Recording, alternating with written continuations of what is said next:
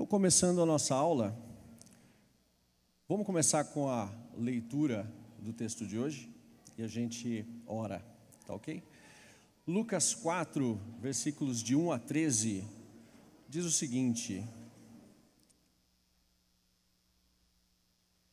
Jesus, cheio do Espírito Santo, voltou do Jordão e foi guiado pelo mesmo Espírito no deserto durante 40 dias, sendo tentado pelo diabo. Nada comeu naqueles dias, ao fim dos quais teve fome. Disse-lhe então o diabo: se és o Filho de Deus, manda que esta pedra se transforme em pão. Mas Jesus lhe respondeu: está escrito, não só de pão viverá o homem. E elevando-o, mostrou-lhe no momento todos os reinos do mundo. Disse-lhe o diabo: dar-te-ei toda esta autoridade e a glória destes reinos, porque ela me foi entregue, e a dou a quem eu quiser. Portanto, se prostrado me adorares, toda será tua. Mas Jesus lhe respondeu: está escrito, ao Senhor teu Deus adorarás, e só a Ele darás culto. Então o levou a Jerusalém e o colocou sobre o pináculo do templo e disse: se és o Filho de Deus, atira-te daqui abaixo, porque está escrito, aos seus anjos ordenará a teu respeito que te guardem, e eles te susterão nas suas mãos para não tropeçares em alguma pedra. Respondeu-lhe Jesus: dito está, não tentarás o Senhor teu Deus. Passadas que foram as tentações de toda sorte, apartou-se dele o diabo até momento oportuno. Amém? Vamos curvar as nossas frontes e orar pedindo para Deus que Ele ilumine as nossas mentes e nos dê entendimento. Amém? Deus amado, Senhor justo e poderoso, nós louvamos e bendizemos o Teu nome, o Senhor que é Pai, Filho e Espírito Santo. A Ti, ó Deus, seja toda a honra, glória e louvor pelos séculos dos séculos. Nós nos achegamos a Ti, Senhor, humildemente, debruçados sobre a Tua palavra, pedindo que o Senhor nos ilumine, nos dê entendimento e molde as nossas vidas segundo a Tua vontade. Use esse tempo, Senhor, e nos dê um tempo propício, debruçados sobre a Tua palavra, e fala aos nossos corações, apesar de mim. Assim nós oramos, ó Deus, no nome de Jesus. Amém. Meus irmãos, se nós perguntássemos para alguém sobre o que fala esse texto, possivelmente a pessoa diria: esse texto relata as tentações de Jesus no deserto. Essa é metade da resposta. A resposta não está errada, mas é a metade da resposta. Esse texto fala não só sobre as tentações, mas esse texto fala sobre a batalha mais importante da história. Esse texto nos relata a batalha que muda toda a história da humanidade. Dela e do resultado dela dependeria o futuro de todo o universo, da implantação do reino, a nossa eternidade. Então todas as coisas dependeriam do resultado dessa batalha. Então a gente pode ver aqui que o relato que a gente vai estudar hoje, ele é uma virada de chave. A gente tem pouca informação do ministério e da vida de Jesus antes desse texto e do texto que nós estudamos semana passada.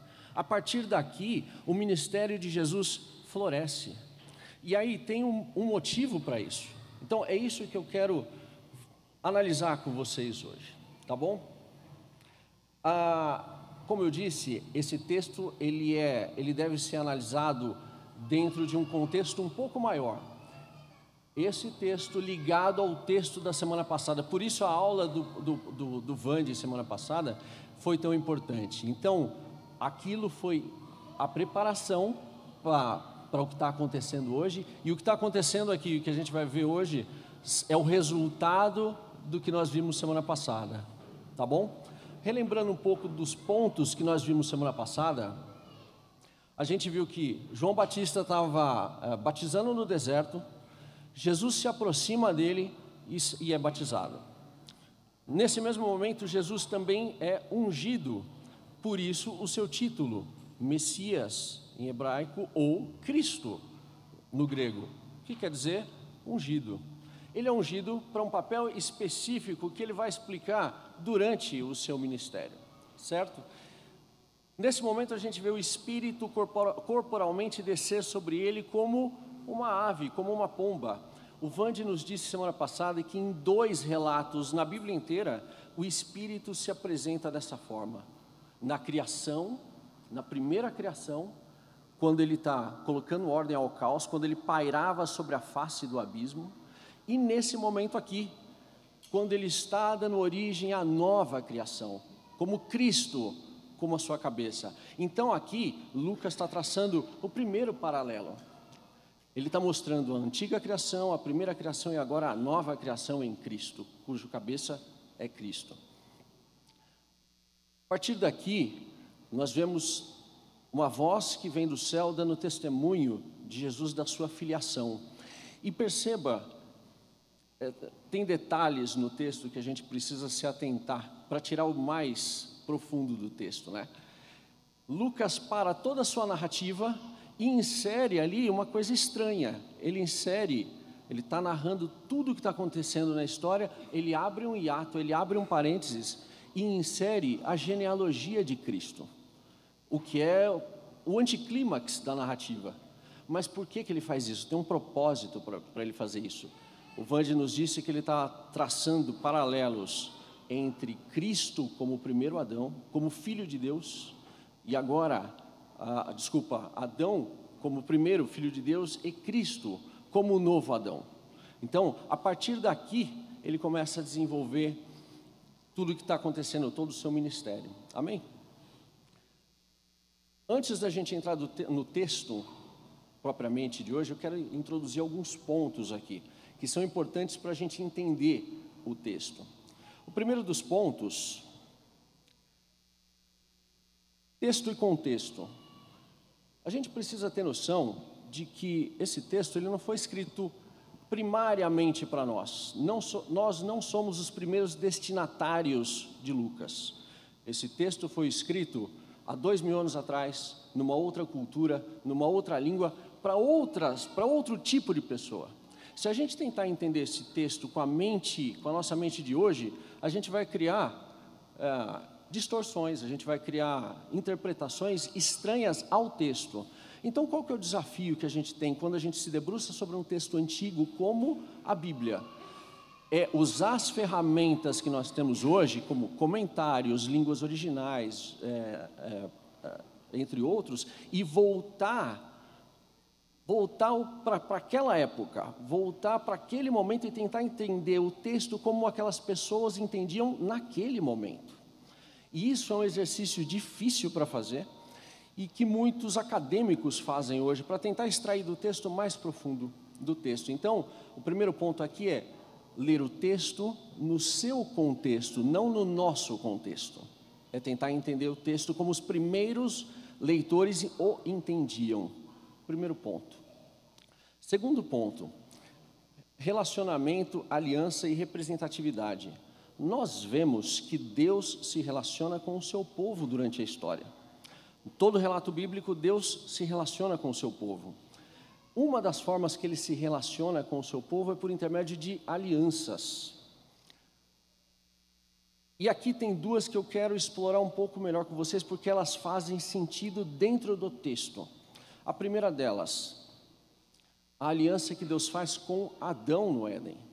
Apesar de que a palavra aliança não estar presente ali no texto, na narrativa, nós entendemos que todas as condições de uma aliança estão presentes no Éden.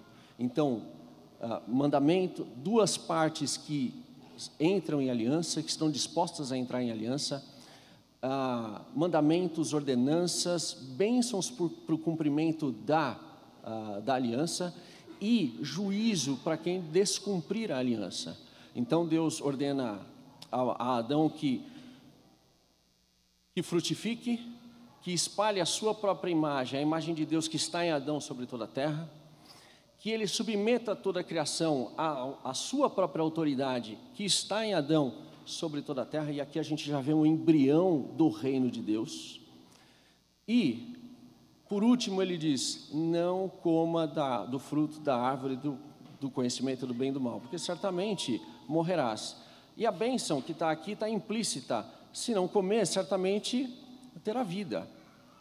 O que acontece? A gente já conhece o final da história. Adão cai. O grande problema aqui é que Deus não fez uma aliança com Adão somente. Deus fez uma aliança com toda a humanidade que estava em Adão. Adão caindo, nós caímos com Adão. E por isso nós hoje ainda colhemos todos os frutos da sua desobediência. Anotem essa palavra, da desobediência de Adão. Então, nós ainda padecemos doenças, nós ainda morremos, que são os frutos de Adão, o nosso primeiro pai, ter descumprido a aliança. Primeira aliança. Segunda aliança, agora Deus escolhe se revelar ao mundo, se revelar às nações. E Ele levanta, não um homem, mas Ele levanta um povo.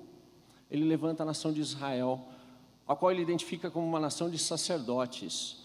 Para quê? Para, por intermédio de Israel, a luz dele, o conhecimento dele, se espalhasse sobre todo o mundo.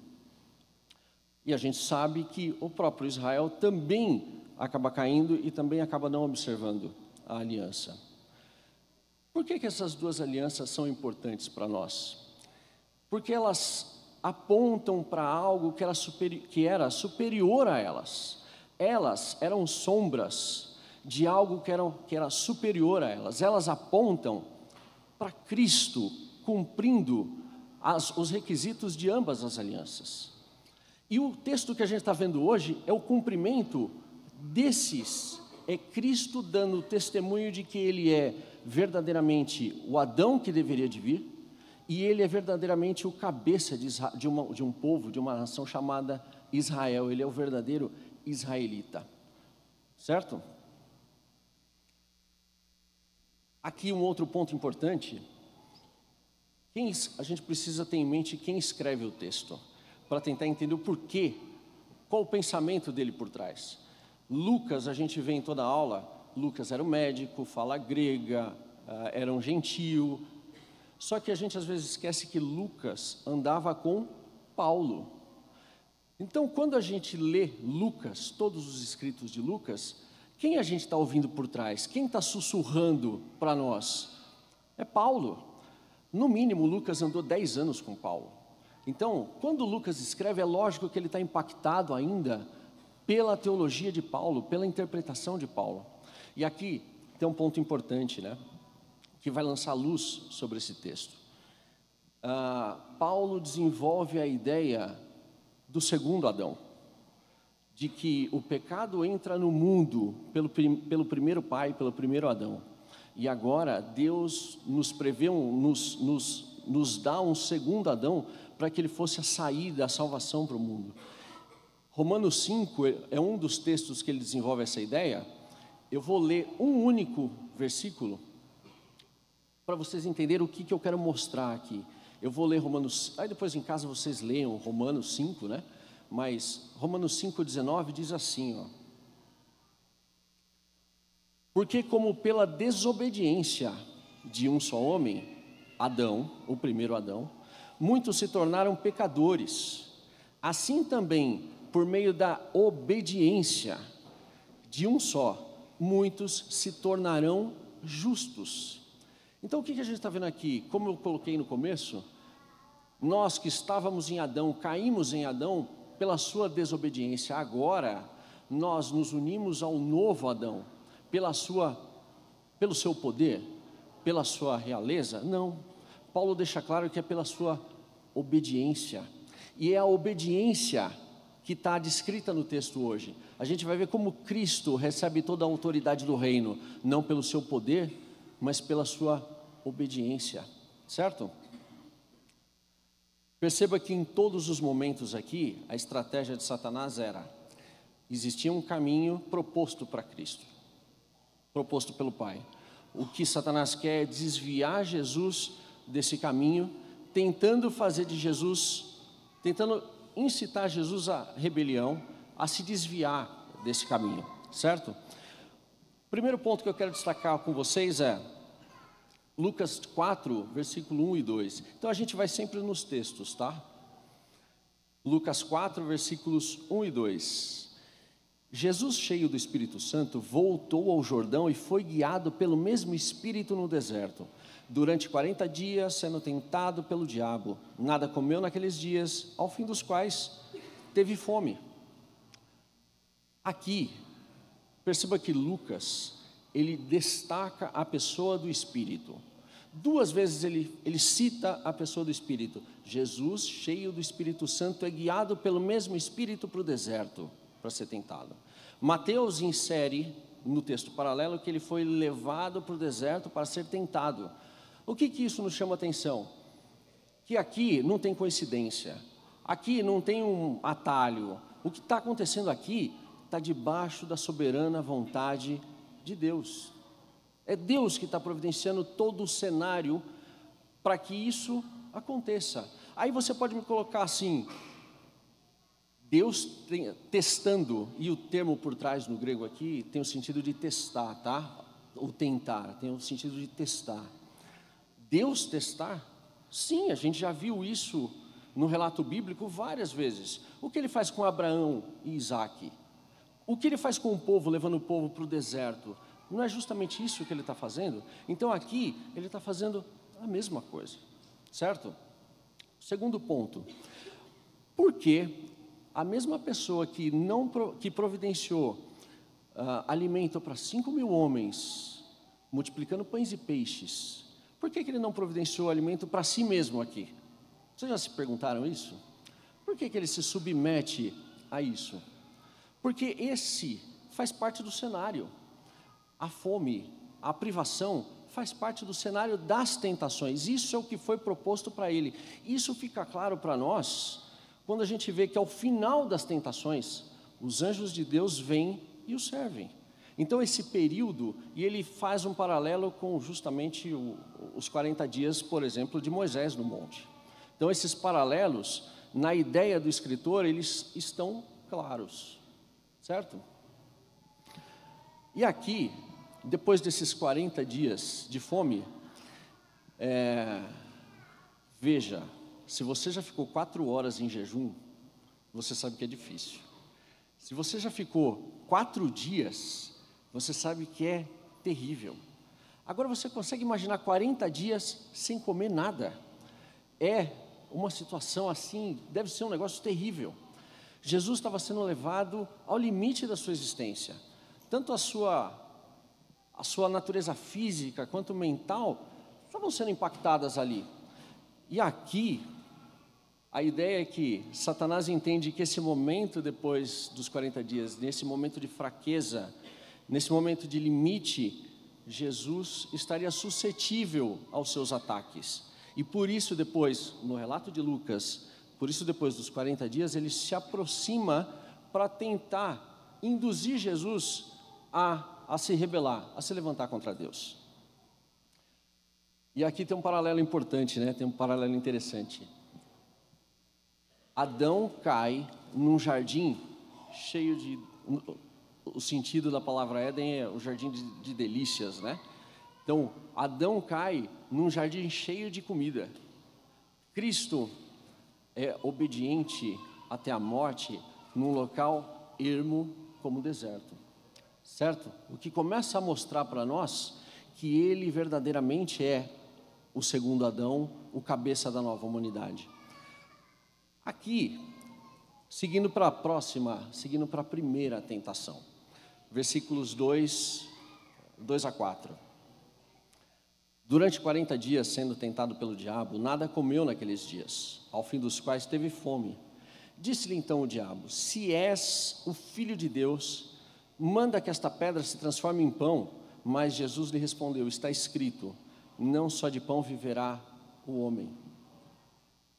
Aqui, veja que a primeira frase, ela nos remete à mesma construção, a tentativa de induzir a dúvida lá do Éden. É o mesmo tipo de construção de frase. Tentar colocar dúvida. Eles haviam acabado de ouvir Deus, Jesus tinha acabado de ouvir Deus testemunhar da sua filiação. Satanás se aproxima dele nesse momento e diz: se és o Filho de Deus, você tem certeza disso? Você, no momento de dúvida, você tem certeza disso? E se você a ideia é, se você é Filho de Deus, por que você está passando? Porque Ele está levando você a passar por essa situação. Porque Ele está te levando a essa prova toda. se levanta. Veja se você já não ouviu isso, né? Toma o teu destino com as tuas mãos e provê para si mesmo o que você precisa. A ideia por trás aqui é tentar induzir Jesus a se levantar, a se tornar independente. E a ideia bíblica é que independência de Deus não é força, mas é morte, é rebelião, certo? Veja que se Jesus tivesse escolhido o caminho de prover para si mesmo alimento aqui, ele conscientemente estaria se levantando contra Deus. Por que isso? Porque veja como Isaías pinta Jesus como servo sofredor. Ele sabia, pelos escritos do Antigo Testamento, que ele passaria no caminho do seu trono, da sua autoridade, haveria traição, haveria sofrimento, haveria morte. Se ele ali tivesse se levantado e provido para si mesmo alimento, ele conscientemente estaria se levantando contra tudo que foi dito sobre ele. Ele estaria se levantando contra Deus, certo? E aqui, a resposta dele nos diz muito. Ele cita Deuteronômio 8:3. Por que isso é importante? Quando um escritor do Novo Testamento cita uma passagem do Antigo Testamento, o que ele quer que você faça? O que ele quer que nós façamos? Que nós paremos a leitura, que nós voltemos lá no texto, que a gente leia o texto e que a gente entenda o seu contexto. Porque possivelmente aquele texto no Antigo Testamento está lançando luz sobre o que está acontecendo no Novo, ou está se cumprindo algo que foi predito no Antigo. Então ele quer que nós voltemos lá. E aqui a gente vai voltar um pouco lá, relembrando o que é o Êxodo, né? Deus escolhe se revelar por intermédio de um povo, de um Adão comunitário, como a gente chama, de um novo Adão comunitário que é Israel. Só que Israel, se vocês lembrarem, ele está debaixo do jugo egípcio. Israel é uma nação de escravos que está há 400 anos no Egito. Israel é muito mais egípcio do que israelita, em termos de cultura, depois de 400 anos. E aqui, Deus não precisa só, para se revelar por intermédio de Israel, Ele não precisa só tirar Israel do Egito. É algo mais difícil que Ele precisa fazer, Ele precisa tirar o Egito do coração de Israel. E aí, Ele precisa começar a desconstruir o Egito dali. E o que Ele faz? Ele começa destruindo todos os deuses egípcios com os seus sinais e maravilhas. Por último, ele mata o Deus encarnado, que é o próprio faraó, o filho do faraó, o futuro faraó, né? Depois ele leva o povo para um caminho sem saída, para mostrar para o povo que o caminho deles dependia dele, quando ele abre o mar. Dali, ele leva esse povo para o deserto, e o povo começa a reclamar de sede. Deus não diz assim para o povo, cava um poço, o que seria lógico. Ele diz o seguinte, toca a rocha, o que não faz sentido nenhum na lógica humana, para mostrar que Ele é a fonte de águas vivas. Quando eles estão com fome no deserto, o que Ele faz? Ele não diz assim, traz as sementes que vocês trouxeram do Egito e cultiva para prover alimento para vocês. Não, eu vou fazer cair durante 40 anos alimento dos céus para você. O que Ele estava fazendo ali? Ele estava justamente ensinando o povo que a vida deles dependia dEle. O que Deus estava fazendo ali, Ele estava santificando o povo para que esse povo pudesse refletir a sua glória e ser luz para as nações. Ele estava ensinando esse povo. E é nesse contexto que Deuteronômio 8, Moisés está relembrando tudo o que está acontecendo no deserto. E não à toa Jesus cita Deuteronômio 8:3. Eu vou ler com vocês agora Deuteronômio 8, versículos 2 e 3. Prestem atenção em dois pontos que Moisés desenvolve ali. Recordar-te-ás de todo o caminho pelo qual o Senhor, teu Deus, te guiou no deserto, esses 40 anos, para te humilhar, para te provar, para saber o que estava no teu coração, se guardarias ou não os seus mandamentos. Ele te humilhou e te deixou ter fome e te sustentou com o maná que tu não conhecias, nem teus pais o conheciam, para te dar a entender que nem só de pão viverá o homem, mas de tudo que procede da boca do Senhor viverá o homem. Esse texto lança luz ao que Deus está fazendo com Jesus. Veja que até os 40 dias e os 40 anos são paralelos aqui. Então, assim como Deus acabou levando o povo para o deserto para ensinar esse povo, primeiro, para mostrar o que havia no coração do povo, se eles guardariam ou não a aliança, os mandamentos. Segundo, ele humilhou esse povo e deixou esse povo ter fome para que eles entendessem que o seu sustento vinha de Deus. Percebam os paralelos aqui. O que Deus está fazendo com Jesus, Ele está mostrando o que tinha no coração de Jesus, toda a sua obediência, tudo, a dependência que ele tinha de Deus.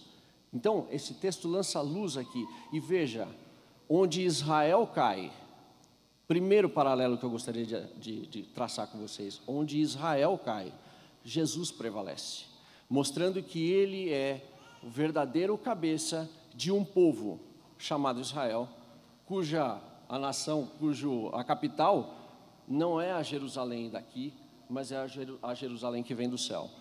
Povo que é feito entre judeus e gentios, unidos a ele, certo? Primeiro paralelo. A segunda tentação, versículos de 5 a 8.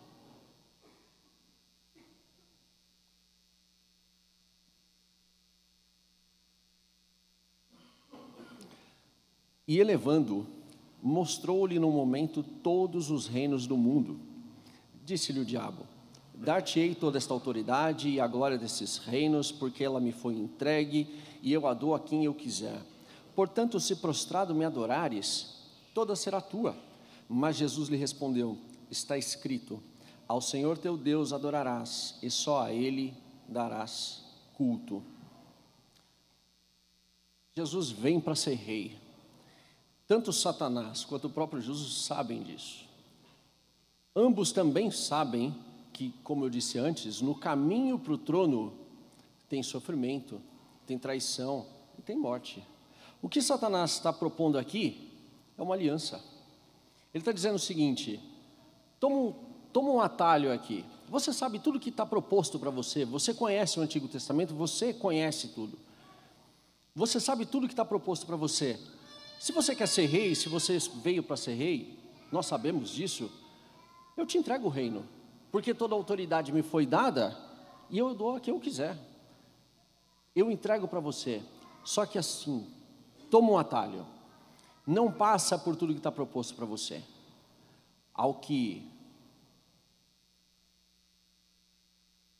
De novo, se Jesus tivesse tomado esse caminho, ele também conscientemente teria se levantado contra os propósitos e os planos de Deus, se tornando como Adão, como o primeiro Adão, um traidor, uma oposição a Deus.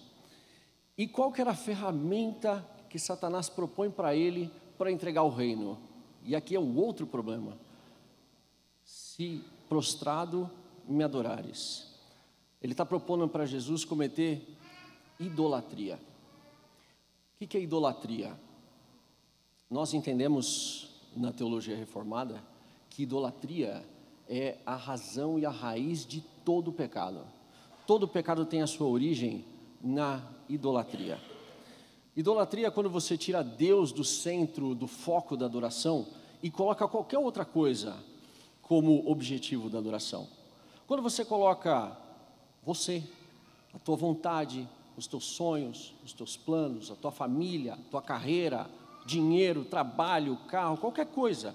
Quando você coloca isso como foco da tua adoração, você está cometendo idolatria. Você pode dizer: mas eu não adoro imagens, eu não adoro... Não. A gente, vez após vez, cai em idolatria, porque a gente acaba colocando outras coisas no lugar da adoração de Deus, que é devida somente a Deus. E aqui a gente volta, uma outra coisa, veja que o homem ele foi criado ele foi criado um ser cultico, ele foi criado como objetivo último de adorar a Deus, de se relacionar com Deus. Com a queda, o que acontece? Essa adoração ela perde o foco, ela se distancia de Deus e ela passa para tudo o que existe no mundo. Então o homem, pós-queda, ele acaba adorando qualquer coisa. É daí que Calvino, nas suas Institutas, tira a ideia de que o coração do homem é uma fábrica de ídolos. Por quê? Porque ele foi criado para adorar. Só que agora, com o efeito da queda, ele adora qualquer coisa. Então, esse é o ponto. Aqui a gente vê a perfeição do homem antes da queda. Porque quando Jesus é desafiado a adorar Satanás, para se desviar do caminho, para se desviar de todo o sofrimento que é colocado perante ele é incapaz de adorar qualquer outra coisa que não a Deus, mostrando que os efeitos da queda, os efeitos do pecado não o atingiram, não o atingem. A sua adoração está totalmente alinhada a Deus, certo? E aqui a gente tem um outro paralelo, né? Satanás toma a forma da serpente, de uma serpente, e vai a Eva fazendo aquele questionamento muito parecido com o que ele faz com Jesus aqui. É verdade que vocês não podem comer nada, você pode comer todos os frutos das árvores do jardim? E aí Eva dá aquela resposta meio, não, aquela árvore ali, a gente não pode comer nem tocar do fruto dela, porque certamente vamos morrer. E ele começa a manipular, ele começa, não, vocês não morrerão. O que Deus não quer é que vocês sejam como Ele, conhecedores do bem e do mal. O texto diz mais ou menos assim: então a serpente disse à mulher, é certo que morrereis, porque Deus sabe, veja os detalhes, porque Deus sabe que no dia em que dele comerdes, se vos abrirão os olhos, e como Deus, sereis conhecedores do bem e do mal. Vendo a mulher que a árvore era boa para se comer, agradável aos olhos, a árvore desejável para dar entendimento, tomou-lhe. O que ela está fazendo aqui? Ela simplesmente disse assim: Senhor, dá licença que a partir de agora eu julgo. Eu sou independente agora. Na verdade, toda a explicação desse texto, por cima aqui, Satanás toma a forma de um ser que está debaixo da autoridade de Adão. Uma serpente, afinal de contas, toda a criação está debaixo da autoridade dele. Toma a forma dessa serpente e vai no local, na árvore, onde Adão deveria julgar o bem e o mal. Muitos teólogos vão entender que a árvore é um símbolo de local de julgamento. Então ele deveria, dependente de Deus, julgar o bem, o mal, o que é certo e o que é errado. E aqui, o que eles fazem? Eles se tornam independentes, querendo se colocar na posição de Deus, cometendo idolatria. Então, a gente vê que a raiz do primeiro pecado e de todos os outros pecados é idolatria, certo? Aqui, veja que a autoridade de Cristo, ela não vem, como eu disse antes, ela não vem pelo seu poder. Ela não vem por nada que ele fez, como ele teria poder para, com o sopro da sua boca, consumir o inimigo, certo? Não, toda a sua autoridade vem pela sua obediência. E aqui tem um daqueles textos que a gente acaba passando por cima, que lança luz sobre isso. Quando João está nos relatando o Apocalipse 5, ele diz que ele chora muito, porque ninguém foi tido como digno de romper os selos e abrir o livro. E aí um dos seres celestiais diz para ele, não chores, porque e aqui o outro detalhe, né? O leão da tribo de Judá venceu para romper os selos e abrir o livro. E aí quando João volta o seu olhar para o trono, que é o símbolo da autoridade de Deus, o que ele vê? Ele vê o leão? Não, ele vê o Cordeiro. Ele vê o Cordeiro como tendo sido morto. Então, a autoridade de Cristo não vem pelo seu poder, não vem como leão, mas vem porque ele foi aqui, como Cordeiro. Então, nós vemos que toda a obediência que Cristo recebe do reino vem pela sua obediência. E aqui, de novo, aonde o primeiro Adão cai, Cristo prevalece em obediência, em obediência. E aqui por isso lança luz para o que Lucas faz, quando ele para o relato, ele para a narrativa e coloca a descendência, ele coloca a genealogia de Jesus, para mostrar que Jesus é o segundo Adão, é o cabeça de uma nova humanidade. E aqui é algo interessante para a gente desenvolver um pouco mais. Como eu disse no começo, nós, unidos ao primeiro Adão, nós caímos com a desobediência do primeiro Adão. Nós colhemos os frutos da desobediência dele e do descumprimento da aliança que o primeiro Adão fez. Agora, nós, unidos ao segundo Adão, morremos para aquela aliança. Nós morremos para aquele pecado. E nós nos unimos a Cristo, o segundo Adão, o cabeça da nova humanidade, para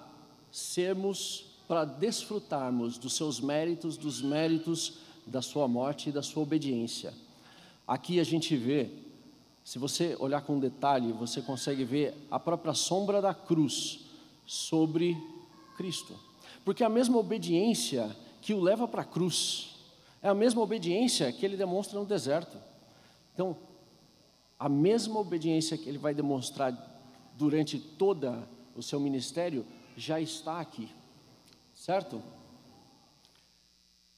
E a última tentação, e aqui eu vou ser um pouco mais rápido, e aí a gente encerra. Lucas 4, de 9 a 12, diz assim: então o levou a Jerusalém e o colocou sobre o pináculo do templo e disse: se és o Filho de Deus, atira-te daqui para baixo, porque está escrito: aos seus anjos ordenará a teu respeito que te guardem, eles te susterão nas suas mãos para não tropeçares em alguma pedra. Respondeu-lhe Jesus: dito está, não tentarás o Senhor teu Deus. Primeira coisa, o que é o pináculo do templo? Se você olhar fotos hoje de Jerusalém, você vai ver a esplanada o que é chamado a esplanada das mesquitas, que é um muro grande onde tem aquelas duas, a cúpula dourada e uma cúpula cinza. Aquele muro da frente, onde tem uma esquina que deve ter ali uns 12, 15 metros, aquele local, ao que parece, aquele é o pináculo do templo, ou um telhado que ficava naquela direção ali. Então a gente está falando daquele local que é visível ainda hoje. Se você depois tiver curiosidade, dá para você ver na internet. Existia, na época de Jesus, um comentário judaico, um midrash, que dizia que o pináculo do templo era o local onde o Messias deveria colocar os seus pés. Então parece que por trás da ideia de Satanás levar Jesus ali, está esse comentário, que é uma ideia corrente no cenário judaico da época, no cenário israelita da época. Então ele leva Jesus ali para tentá-lo ali num local propício, certo? E ali, o que ele tenta fazer? Ele tenta induzir Jesus a ir além do que lhe foi proposto. De novo, tentar desviar Jesus do caminho que foi colocado diante dele. Tentar fazer Jesus tentar a Deus com algo que não foi colocado para ele. E a ideia é que Deus tem autoridade para testar os seus filhos, para testar os homens. Os homens não têm autoridade e não têm liberdade para testar a Deus. Parece que o próprio Jesus lança luz sobre isso, porque a própria resposta dele mostra isso: não tentarás o Senhor teu Deus. Parece que ele diz assim: eu não tenho autoridade para testar a Deus, Deus tem autoridade para me testar, e é justamente isso que ele está fazendo aqui. Agora, eu não vou dar um passo além de tudo que foi colocado.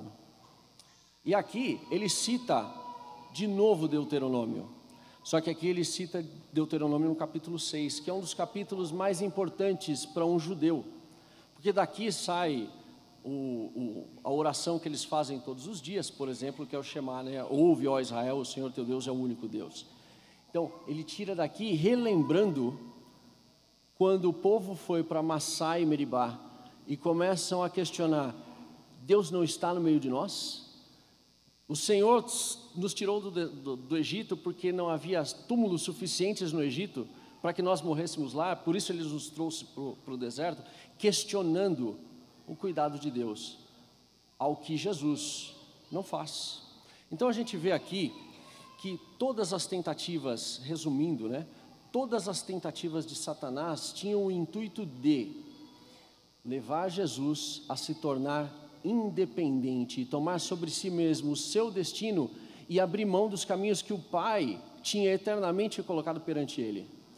Em nenhum momento ele se desvia desses caminhos. E por que eu disse que esse é possivelmente o ponto de virada de toda a história da humanidade? Porque a partir daqui, perceba, que a partir daqui ele começa a pregar: é chegado o reino. A partir daqui, todos os efeitos da queda começam a ser desfeitos. Os sinais que nós vamos ver nas próximas aulas não são aleatórios, eles são demonstrações inequívocas de que o reino é chegado. Porque se com a queda do primeiro Adão, o homem fica sujeito a influências demoníacas, a doenças, ao caos, à desordem e à morte, agora quando a eternidade entra no tempo e quando a luz de Deus entra no nosso caos, né, no caos da sociedade, o que ele começa a fazer? Ele começa a perdoar pecados, ele começa a curar enfermos, e no final o último sinal que João mostra naquela sua narrativa no Evangelho, o que é? A ressurreição de Lázaro, mostrando que ele está revertendo todos os efeitos da queda, como o segundo Adão. Então, por isso, a gente tentar ler os textos no seu contexto, a gente não vai responder, da próxima vez que a gente for questionado, esse texto, do que ele fala? Das tentações? Não, ele fala muito mais, ele é muito mais profundo, ele nos traz a ideia do começo da implantação do reino e da vitória de Deus sobre a terra. Certo? Tudo bem?